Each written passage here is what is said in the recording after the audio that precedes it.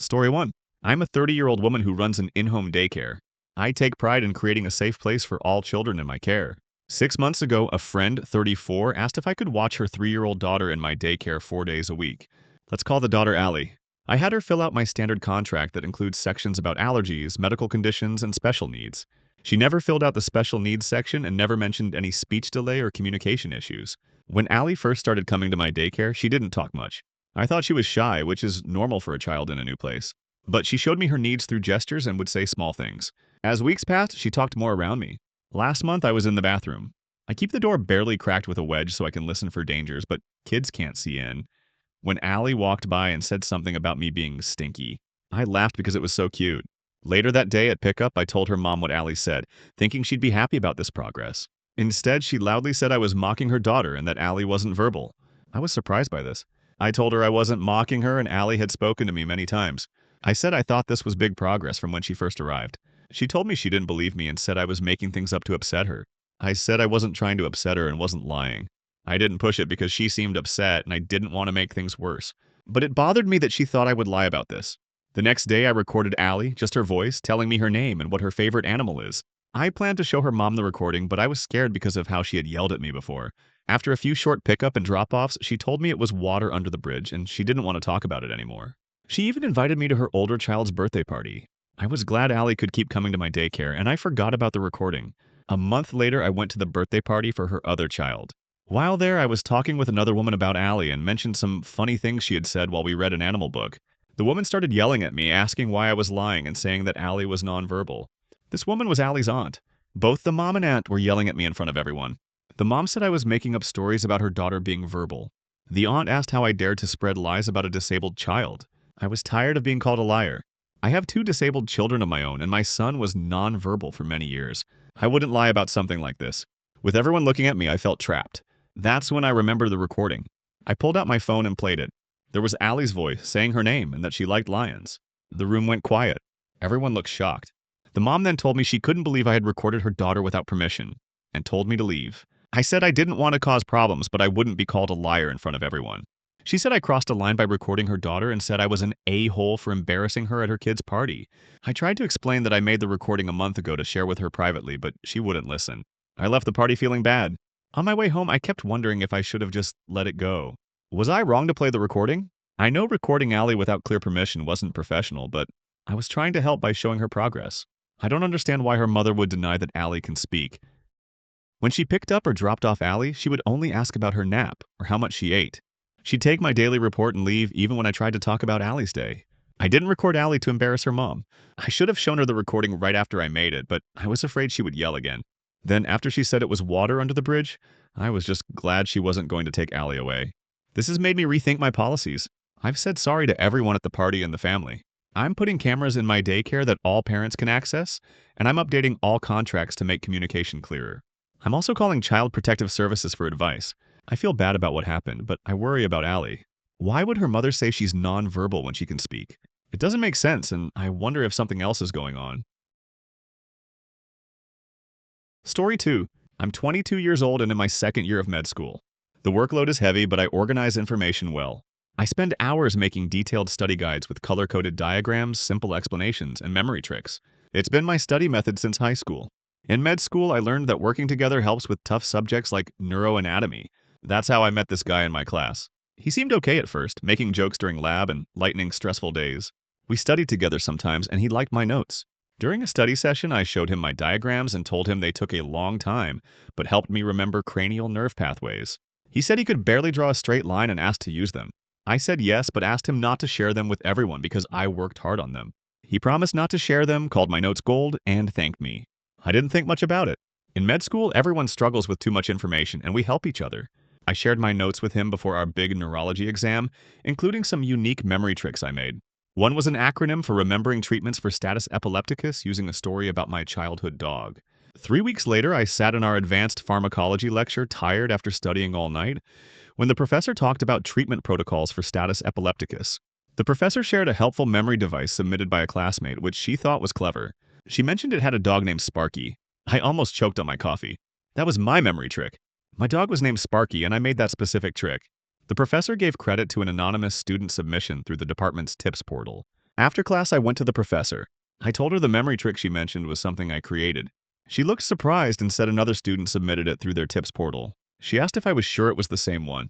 I told her it was definitely mine, about my actual childhood dog, and I only shared it with one study partner. She explained students submit tips for extra credit points, suggesting my friend might have thought it was helpful to share.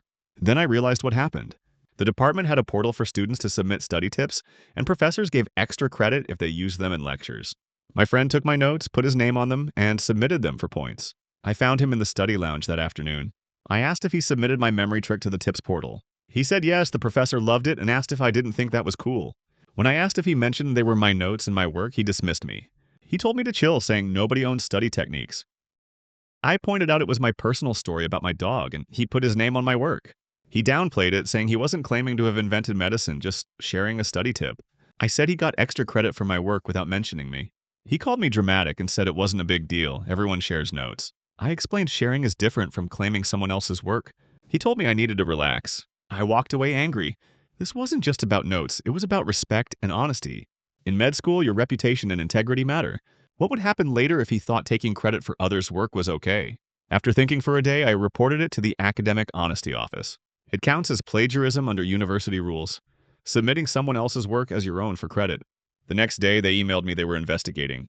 2 days later, he walked up to me in the hallway. He was mad, asking if I reported him over what he called stupid notes. I said he took credit for my work, which is plagiarism. He said it wasn't like he stole a research paper, just a study tip. I reminded him he submitted it with his name for credit. He said they were talking about academic probation that could go on his permanent record. I told him he should have thought about that before claiming my work as his. Word spread fast. By the end of the week, our mutual friends texted me. One said I overreacted, mentioning he could get kicked out. I explained that submitting my work with his name is plagiarism. Another asked why I didn't just talk to him first instead of going to administration. I said I did talk to him, but he told me to chill and dismissed it. A third said everyone shares notes and I was being petty. I explained the difference between sharing notes and putting your name on someone else's work for credit. The investigation ended last week. The committee found him guilty of plagiarism but gave him a reduced penalty since it wasn't a formal assignment. He lost all extra credit points for the semester, has to attend an integrity workshop, and is on academic probation for the rest of the year. Yesterday, the professor who used my memory trick talked to me after class. She said sorry for what happened and my trick was clever. She wanted to use it in future classes with proper credit to me. I thanked her. She said medicine is built on trust and integrity, and what I did wasn't easy but right. Some classmates think I went too far, but I stand by my decision. In medicine, where people's lives will be in our hands, integrity matters. If he steals credit for study notes, what else might he do later? Cut corners? Take credit for a colleague's diagnosis? Claim procedures he didn't do? Maybe I lost some friends, but I can still look at myself in the mirror. Do I want friends who think academic dishonesty is fine? Med school is hard enough without worrying about people stealing your work. I'll be more careful about who I share my notes with from now on. Story 3. I knew my best friend since we were 13-year-olds passing notes in math class. That's nearly 30 years of friendship through braces, bad haircuts, college, marriages, and everything else life threw at us. She was overweight for most of her life, reaching around 350 pounds at her heaviest. I stayed between 150 to 180 pounds since high school. Over the decades, she tried every diet trend imaginable. South Beach, keto, fasting, juice cleanses, diet pills, you name it. The pattern was always the same. Initial enthusiasm, some progress, then stopping and weight regain. During these attempts, I noticed her progress. I would compliment her face looking thinner, or how great those jeans looked on her. I thought I was being supportive. 2 years ago, we had coffee when she cried. She told me something was bothering her. When I asked what was wrong, she said my comments on her weight loss made her feel self-conscious. I told her I was sorry. She explained that when people treat her differently because she lost weight, it puts pressure on her. She feels like everyone's watching.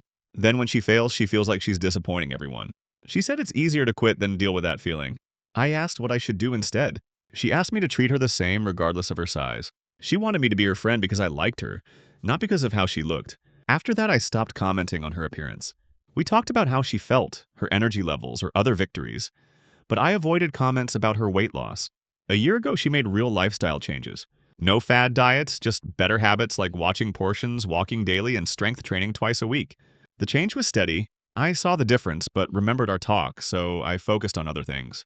I would ask about her energy with the new routine, and she'd say it was better and she could climb stairs without getting winded. When I asked about her strength training, she'd tell me she was using 15-pound dumbbells now, when before she could barely lift 5 pounds. I thought things were good. She seemed happier than ever. I was proud of her but tried to respect her wishes about not focusing on her weight. Last month, I hosted a barbecue. About 30 friends came to my backyard, including people we hadn't seen in years. She arrived looking amazing, not just from weight loss, at least 100 pounds, but from confidence. An old college friend saw her and told her how incredible she looked, barely recognizing her, and said her hard work paid off. She smiled at first, then looked at me. She said at least someone was happy for her, while her so-called friend hadn't said anything and didn't seem to care. Everyone got quiet and looked at me. My face got hot. I reminded her that she asked me not to comment on her weight loss. She said I could have found some way to acknowledge it, and that I was jealous she finally met her goals. I told her that wasn't fair. I supported her how she asked. I complimented her strength and energy, and I was proud of her. She said a real friend would have said something about her weight, since everyone else did. When I reminded her that she told me not to, she didn't care. People looked uncomfortable pretending to be interested in their food. She said I was making excuses and liked being the thin friend and couldn't handle her getting closer to my size. I was stunned. I told her this was wrong and reminded her I supported her through every diet for 25 years. She said I failed this time, then walked off. A mutual friend followed her while I went to the kitchen, trying not to cry. Later, after most guests left, she found me. She said I should have said something, that real friends notice important things. I told her I did notice every day but was following her boundaries. I said she couldn't tell me not to comment on her weight, and then get mad when I didn't. She said whatever and that she needed friends who support her. Then she left. That was 3 weeks ago. We barely talked since. I received a text from her asking to meet for coffee yesterday. I agreed, hoping we could clear the air after such a long friendship. When I arrived at the coffee shop, she was already there with 2 drinks waiting. She pushed one toward me and said it was my usual order. I thanked her and sat down, nervous about what would come next. She started by apologizing for making a scene at my party. I listened as she explained she'd been feeling insecure about her new body and the attention it brought. She admitted that she forgot telling me not to comment on her weight. The progress had been so gradual for her that she didn't notice how much had changed until people at the party reacted. She showed me her before and after photos, and the difference was truly remarkable. I told her honestly that I noticed every pound she lost but respected her wishes from before. She asked why I didn't remind her of our conversation right when the argument started. I explained I was too shocked by her accusation to think clearly at that moment. We both realized we could have handled things better. She confessed that maintaining her weight loss was getting harder, and she feared slipping back into old habits. The pressure from all the compliments made her worry about disappointing people if she gained any weight back. I suggested we focus on her non-scale victories instead, like her improved health markers and increased strength. She agreed and asked if I would join her for workouts sometimes, for accountability and friendship. I happily agreed, thinking this might be a new chapter in our friendship. She admitted feeling uncomfortable with her new body sometimes, not recognizing herself in the mirror. I shared that even at my stable weight, I sometimes feel the same way as I age. We talked about how society puts so much emphasis on women's appearances rather than their accomplishments or character. By the time we finished our coffees, we had laughed about the ridiculousness of our fight and made plans for dinner next week.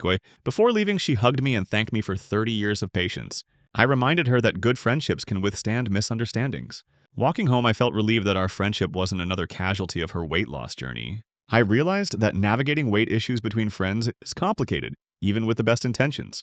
The next morning, she texted me a photo of her workout stats, starting our new tradition of celebrating effort rather than appearance. I responded with a gym selfie, something I'd never done before. Sometimes the strongest friendships are those that can adapt to changing needs and expectations. I'm grateful we found our way back to understanding each other.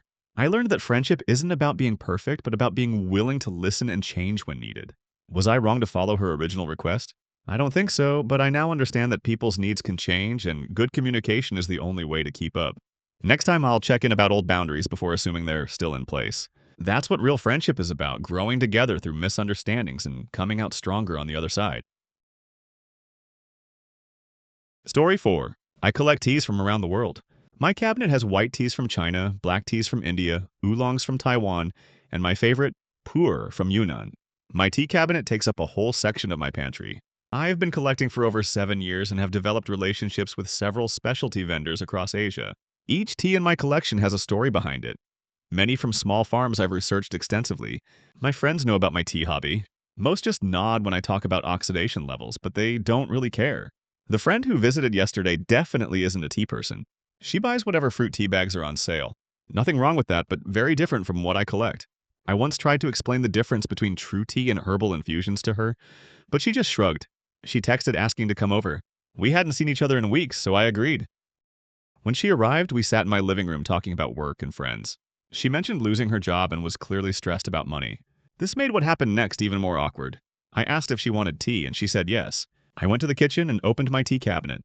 I listed options I thought she might like. I mentioned a Taiwanese oolong with floral notes, a white tea from Fujian, an herbal blend with lemongrass and mint, and a black tea with bergamot and vanilla. These were all good teas that I was happy to share with a friend. She ignored what I pointed to and looked at a small red tin on the top shelf. She asked about that one.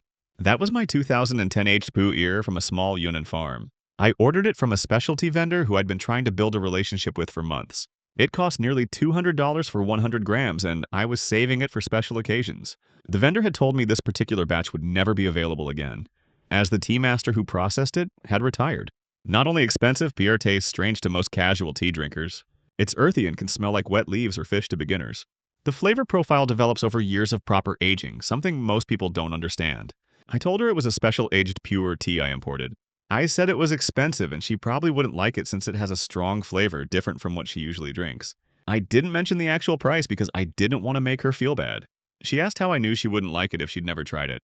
She told me not to be stingy with my tea. She laughed, but I could tell she was annoyed. I started to explain that certain teas are acquired tastes, like fine whiskey or blue cheese. I explained it wasn't just about being expensive. I said Pu'er divides opinion. Even my family says it smells like fish or dirty socks. My brother once spat it out dramatically when I gave him a cup. My mother refused to let me brew it in her kitchen because of the aroma. I said I love it, but most people find it strange at first. Since she doesn't like strong black tea, this would be much more intense than she's used to. I had once given her a mild Darjeeling, and she'd added so much sugar I nearly cried. She asked if I was saying she had bad taste. She said to let her try it and asked what the big deal was about tea. Her voice got louder and I noticed my neighbor glance over from their yard. I told her it wasn't just tea to me. I'd carefully found this tea and it would be hard to replace. I explained how Pu'er continues to age and develop like fine wine. I could make several cups from the same leaves, but wasn't planning to open it today. Opening it would start the process and I'd need to drink it regularly over the next few weeks to enjoy it properly. She got upset then. She said she was surprised how precious I was about my tea collection. She called me elitist and pretentious. She thought I was sharing when I offered tea, not giving her a limited menu of what I thought she deserved. That hurt. I wasn't trying to be snobby, but I didn't want to waste something special on someone who wouldn't enjoy it. Like opening rare wine for someone who likes sweet cocktails and would make a face after tasting it. I reminded her of the time she brought an expensive chocolate to a party and got upset when someone grabbed multiple pieces without appreciating them. I said I was happy to share any other teas with her and was just suggesting something she'd enjoy. She said whatever and told me to make whatever I thought suited her unrefined palate. She crossed her arms and looked away as I picked the flavored black tea, which was still good quality. It was a tea I'd brought back from my trip to Sri Lanka last year. We drank in awkward silence. She barely mentioned the tea and added 3 spoonfuls of sugar. I winced internally but said nothing. Soon she checked her phone and said she needed to leave early. When leaving, she thanked me for the tea but added she wasn't sophisticated enough for my special collection. I tried to explain that wasn't what I meant, but she was already heading out. The door closed harder than necessary. After she left, I felt conflicted. Was I being stingy? I don't think so. My tea collection is like a wine cellar or vinyl records. It's something I care about and invest in. I save for months to afford certain teas. I research their origins and processing methods. I wouldn't expect a friend to open their rarest wine just because I pointed at it, especially if they knew I usually drink boxed wine. The next day, she posted on social media about friends who act superior about their hobbies and people who need to get over themselves. 3 of our mutual friends liked the post before knowing the context. A mutual friend asked what happened, and when I explained, they thought I was reasonable. They shared a similar story about their craft beer collection. 3 days later, she's still cold in our group chat. She ignores my messages directly but responds to everyone else. I won't apologize for protecting my specialty, but I don't want this to ruin our friendship. I'm thinking of inviting her over for a real tea tasting session with proper explanation of what makes each tea special. Maybe if she understands the culture and effort behind tea appreciation, she'll see it differently. Or maybe next time I'll offer coffee. I did notice another friend request from that tea vendor on social media. Perhaps there will be more special Pu'er in my future after all. Story 5. 3 years ago, I left my ex. He wasn't abusive, but our relationship had faded. He spent hours on video games doing weird role-playing online. Our intimate life disappeared and he never wanted to fix it. We became roommates and I knew I needed to leave before getting trapped. I didn't have enough saved for my own place. I needed somewhere temporary while making a plan. I asked family if I could stay for a month or 2. They all said no. My aunt told me they didn't have space. My brother said I would disrupt their routine with the kids. My mom told me I made my choice by leaving without a plan and needed to deal with it myself. My family believes in pulling yourself up and no handouts. They expect people to accept what happens after their choices. Their answers didn't surprise me, but they hurt. With nowhere to go, I lived in my car. For 3 months, I slept in Walmart parking lots, showered at the gym, and worked extra shifts. I went to family dinners, smiled through the evening, then went back to sleep in my car. Nobody asked where I was staying. Then my high school friend Penny moved back and asked me to be her roommate. She saved me. We've lived together almost 3 years now. She makes jewelry and ceramics for craft fairs, and I help when I can. Last week, my mom called. She asked about my August plans. They were planning a family reunion in Florida and already made reservations expecting me to come. This was the first I heard about any reunion. I felt tense right away. I told her I had plans for summer. She asked what could be better than a Florida trip with family. I explained I promised to help Penny with craft fairs. She does many during summer and it matters for her business. My mom laughed at the idea of craft fairs. She asked if I was choosing craft fairs over family and mentioned this might be the last chance to see older relatives, including sick Uncle Joe. I said I was sorry about Uncle Joe but had already promised Penny. My mom told me I had no sense of family obligation. She said this was important and everyone was spending money to be together. The word obligation made me angry. I asked where that obligation was when I slept in my car for months. She said that was different because my bad choices put me in the car, and they didn't need to coddle a grown woman. I said it works both ways. I'm not obligated to spend money going to Florida for people who didn't help when I needed it. She called me petty for holding grudges and reminded me they're family. I told her family helps each other when down, and Penny helped when they wouldn't. My mom complained I was still bringing up something from 3 years ago. I hung up with shaking hands. I felt guilty but also relieved to say what I'd kept inside for years. My sister called later. She asked what my problem was and said mom was upset. When I said I just told the truth, she asked why I held old grudges and said the trip was meant to reset family relationships. I pointed out they watched me struggle without helping. I reminded her I slept in my car after family dinners while everyone went to comfortable beds. She said that wasn't fair because everyone has problems. I agreed that I also have responsibilities now to Penny who actually helped me. My sister asked if I really wasn't coming and mentioned Grandma and Uncle Joe, saying I might not see them again. That was hard to hear. Some older relatives might not live much longer, but I remembered freezing in my car wondering if my family cared if I was okay. I told my sister I made my decision and was sorry if it upset people, but I needed to keep promises to someone who helped when no one else did. She called me selfish. I agreed it was about more than me. It's about recognizing who acts like real family. After hanging up, I texted Penny to confirm I'd help with all summer craft fairs. She quickly sent happy emojis and suggested pizza and movie night. I knew I made the right choice. The next week, my family group chat filled with messages about the reunion. Some said I was just busy, others called me difficult. My aunt suggested rescheduling when everyone could make it, emphasizing everyone. I didn't answer. Instead, I helped Penny prepare for her biggest craft fair season. We worked late, laughed, and planned. I felt more at home than ever with my birth family. On the first day of the Florida reunion, my mom sent a group beach photo saying she wished I was there. I looked at the faces of people who turned away when I needed help.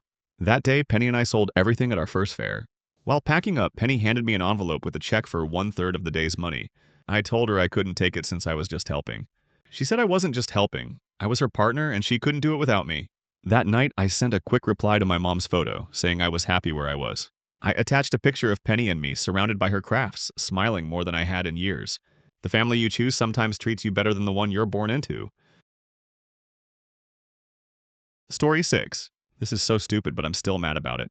My girlfriend, 32, and I, 35, threw a combination Easter 4.20 get-together for some friends in a large public park. One activity was an Easter egg hunt. This park often has small private egg hunts, so our idea wasn't unusual. We bought around 100 plastic eggs, stuffed each with 2 to 3 pieces of candy, and hid them in a small area about 20 minutes before everyone was due to arrive. The weather was nice, so we figured we'd lose a few eggs to passing kids finding the easy ones, but we had enough to handle some losses. Some eggs were very visible, others incredibly well hidden, most were in between. You'd have to be looking for them to notice. While waiting for our friends, we saw 3 kids running around our area with arms full of eggs. Each had 15-20 eggs easily. Their mom trailed behind on her phone, not paying attention. When we got her attention, she asked if it was okay for her kids to take the eggs. My girlfriend and I were speechless. We expected to lose a few eggs to kids who grabbed 1 or 2. But this was ridiculous. They had about 50 between them. We had 15 people coming.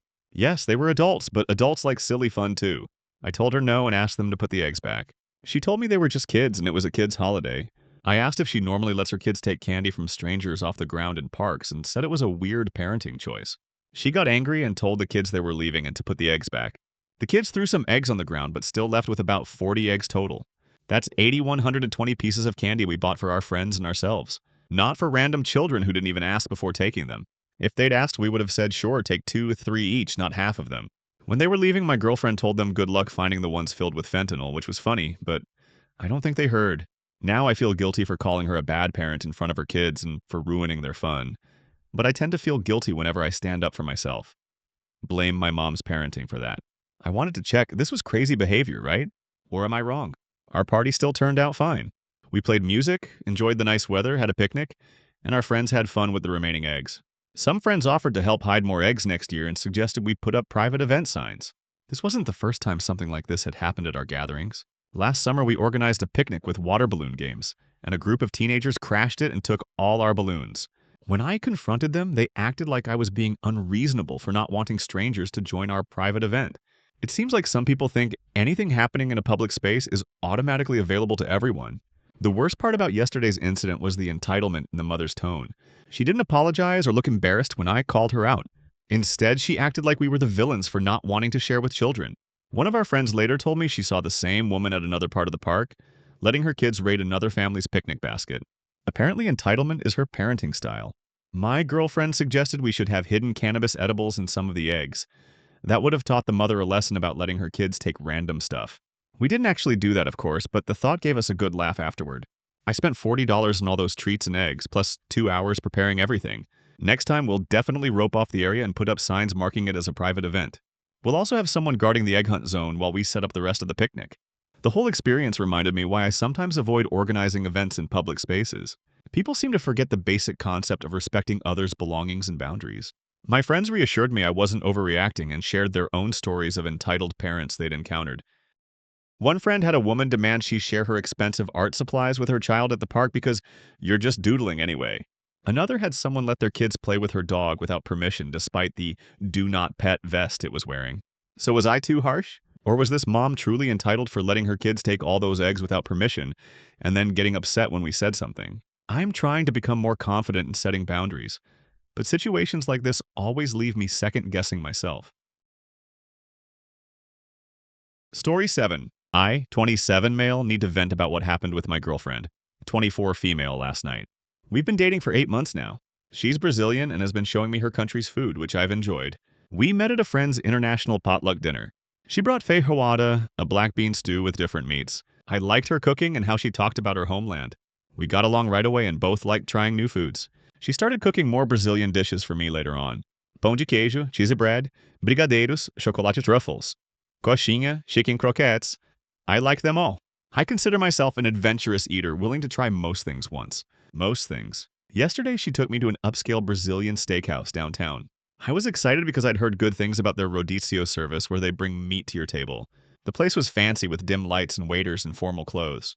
The meal started well. The servers brought different cuts of beef, pork, and lamb to our table. Everything tasted good. My girlfriend looked happy seeing me enjoy her country's food. But then things changed. I told her the place was fantastic and the picana was the best steak I'd ever had.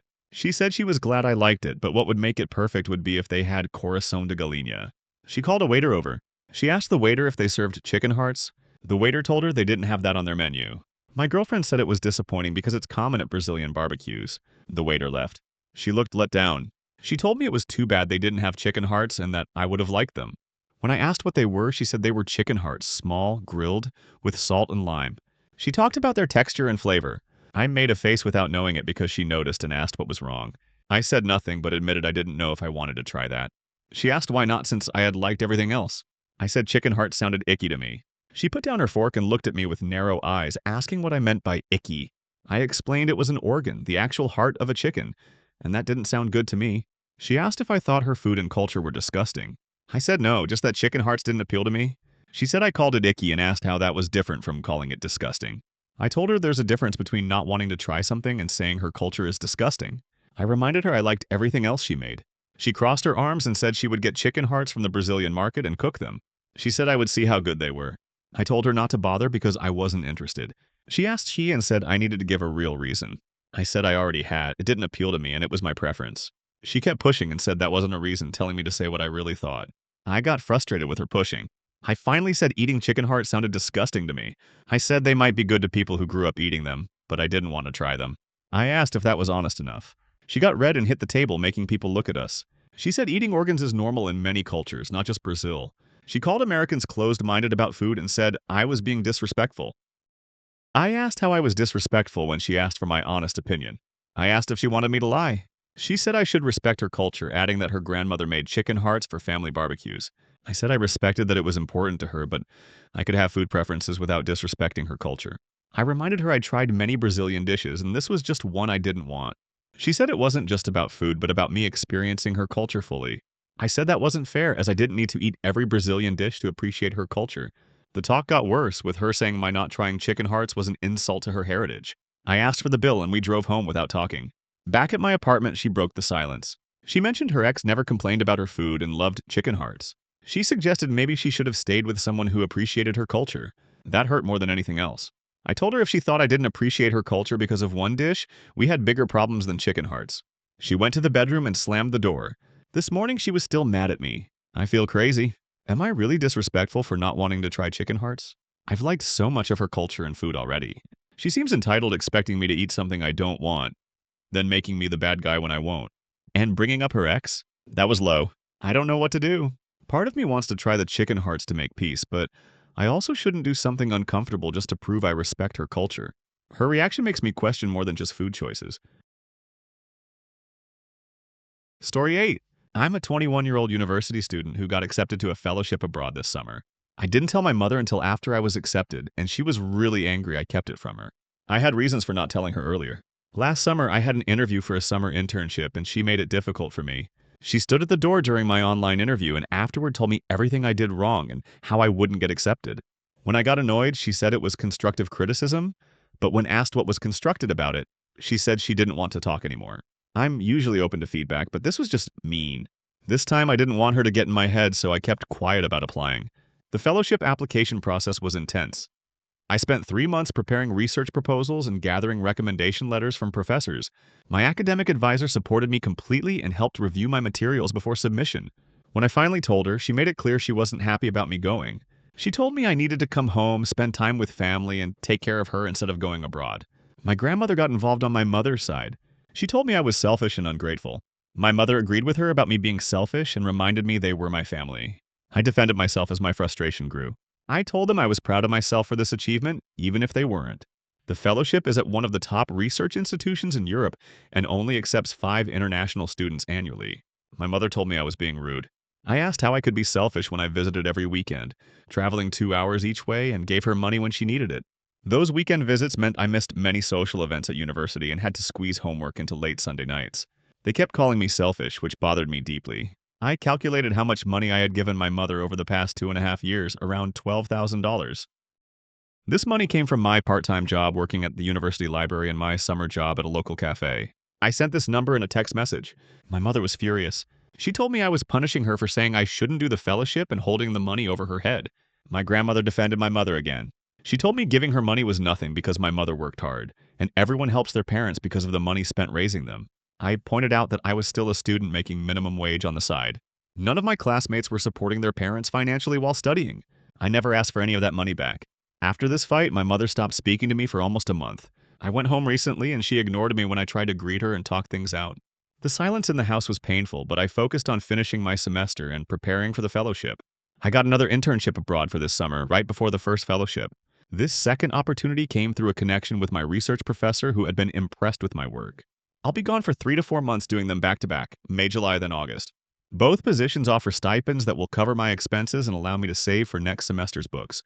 I don't plan to tell her about this second opportunity. Last weekend, I went home to get some winter clothes for the second internship. My mother was in the kitchen when I arrived. She was cooking dinner, something she usually enjoyed sharing with me before our relationship deteriorated. I greeted her and told her I just needed to grab things from my room. She acted like I wasn't there. I went upstairs and started packing when my grandmother appeared at the door. My grandmother told me my mother was hurt by my behavior and I should apologize. I told her I had tried talking many times, but she wouldn't even look at me. I showed her the unanswered text messages on my phone as proof of my attempts to reconcile. My grandmother called me ungrateful and said these internships were excuses to avoid family responsibilities. She mentioned that my mother had been having health issues but refused to elaborate when I asked for details. I took a breath and stayed calm. I told her these were opportunities for my future career and I wasn't doing this to hurt anyone. The fellowship would give me hands-on experience in my field that I couldn't get anywhere else. She asked who would help my mother financially if I was gone. That was too much. I showed her my banking app on my phone. I pointed to the transfers showing me supporting my mother while being a full-time student. The transfers went back to my freshman year when I first started working. I told her I worked 20 hours weekly at minimum wage to help and wasn't abandoning anyone. I was building a future so I could help more. My department advisor had already discussed potential job opportunities after graduation that would pay 3 times what I was making now. My grandmother had no response. I told her I had gotten a second internship and would be gone all summer. I admitted I hadn't told my mother because I expected this reaction. My grandmother walked off and I finished packing. I carefully selected clothes that would work for both professional and casual settings during my time abroad. As I was leaving, my mother blocked the doorway. She confronted me about leaving for the whole summer and mentioned everything she had done for me. She brought up driving me to school events and helping with homework years ago. I confirmed I was going and told her this was about my education and future. I explained how these opportunities would give me connections and experience crucial for my career path. I told her I loved her but needed to do this for myself. She told me if I left, I shouldn't expect support when I returned. I looked at her and told her something I'd been holding back, that I hadn't been getting support. I'd been giving it. I reminded her about helping with bills when her hours were cut at work last year. I said I'd send my flight details when I knew them, in case she wanted to say goodbye. I'd already booked my transportation to the airport, not wanting to rely on a ride that might not materialize. I walked past her and out the door. My phone started buzzing with messages from both of them, but I didn't feel guilty. My roommate noticed my unusual quiet mood when I returned to campus and offered to help with last-minute preparations for the trip. Standing up for yourself is hard, especially with family. My professor who recommended me for the fellowship reassured me that I was making the right choice for my academic future. But I know this is right for my future. The fellowship director had already sent a welcome package with information about the research I'd be conducting. I decided to focus on the opportunities ahead rather than the guilt behind me. The night before my flight, I received a text from my younger sister saying she was proud of me. That single message meant more than any approval I'd sought from my mother or grandmother.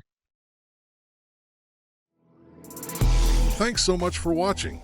If you enjoyed this episode, don't forget to give it a thumbs up and subscribe for more stories like this. Hit that notification bell so you never miss an update. And if you have any thoughts or suggestions, drop them in the comments below. We love hearing from you. See you in the next video.